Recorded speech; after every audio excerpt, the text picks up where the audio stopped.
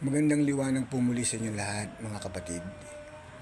Gusto ko lamang pong ibahagi sa inyo nung last year ho, bali nakulong ho ako sa Lipa City Jail.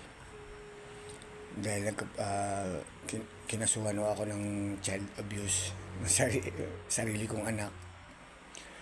But anyway, hindi po yun yung topic ko dito. Yung gusto ko pong ipaalam sa inyo. Sa Lipa, Batangas po, napakawawalang yapo ng mga pulis. Siguro hindi naman lahat, pero yung pulis kong na-experience doon, yung ang apelido niya ay Ibarra. Yata siya, Ilonggo. Napakalimo po ng pinagagagawa doon eh. Bali bantay po siya ng tuwing gabi. Napakasatanas ng ugali po talaga.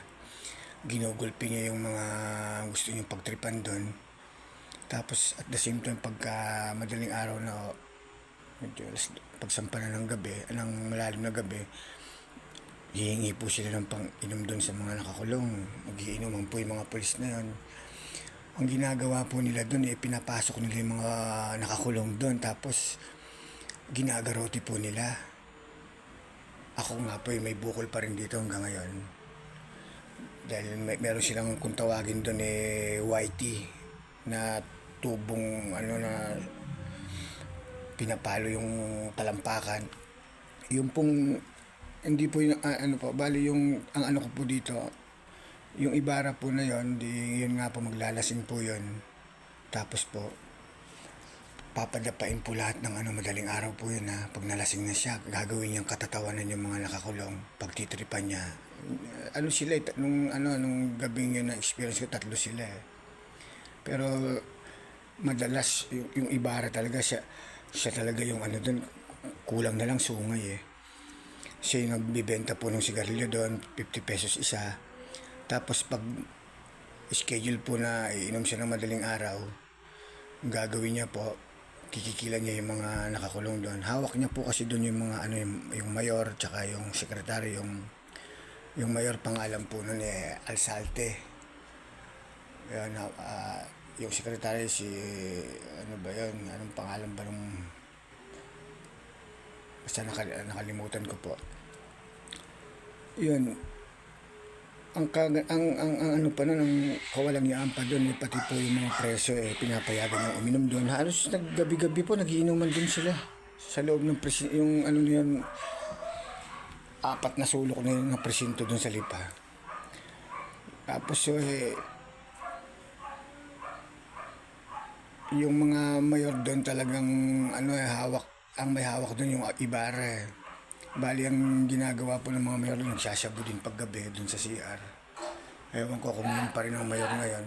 Gusto ko lang pong ibahagi sa inyo yung mga pulis na yun. Baka ito na po yung niya na pagbayaran niya lahat ng mga pinaggagawa niya sa kapwa niya. Yun po yung concern ko dito. Tapos yun nga po, nung nakulong ako nakarating ako sa City Jail, wala naman pong maayos na pagkain. Kahit aso hindi kakainin yung mga pagkain doon. Tapos yun nga,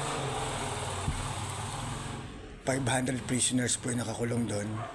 Siguro 10 o 20 piraso lang yung, wala pa 100 yung ibang kaso maliban sa droga, puro droga ho. Biruin nyo, kinukulong yung ganun yung mga kababayan natin na yun nga, sila naman ang promotor, yung mga halos yung mga hindi lang po lahat, mga kapulisan na yan. Kinukulong nyo yun imbis na nagtatrabaho yun. Mga taxes nun sa Lipa pa lang po yun ha. Imagine sa buong Pilipinas po, kaya biruin nyo, napakarami nakakulong dahil lang sa hold up na yan. Biruin nyo, dapat nagtatax yun, nakakapagbigay ng buwis yun. Libo-libo po yun. Biruin nyo, sinasahin nyo yung dahil lang sa sarili nyong kapakanan. Yun nga, imbis na minsan makakita ako ng pulis halimbawa, imbis na maging masaya ka pa, o isipin mo ligtas ka na, hindi eh. Pag nakakita ka ng mga pulis, parang nakakatakot pa sila sa kriminal eh. Sobra sila eh. Yun sana malunasan ho natin yun. Parang awa nyo na ho, maawa naman po kayo sa mga kapwa-tao natin. Kayo pa ho tong nakapag-aral ng maayos. Naging batas pa sa bansa natin. Kayo pa ho tong mga halimaw. Nananawagan po ako, sana matuldukan na po yung ganun. Ako po, hindi po ako gumagawa ng kwento dito. Yung Ibarra po na yun, lang po, pakisuyo po. Pakisuyo na lang po sa presidente natin or sa bago nating general ngayon. Na lang po. Yun, balik po tayo dun sa yung mga kinukulong ng libo yan sa buong bansa. Biruin nyo nga po, ulitin ko ulit, kung ilan ang anak nun, sino magpapakain dun. So, ang kalalabasan nun, tendency nun,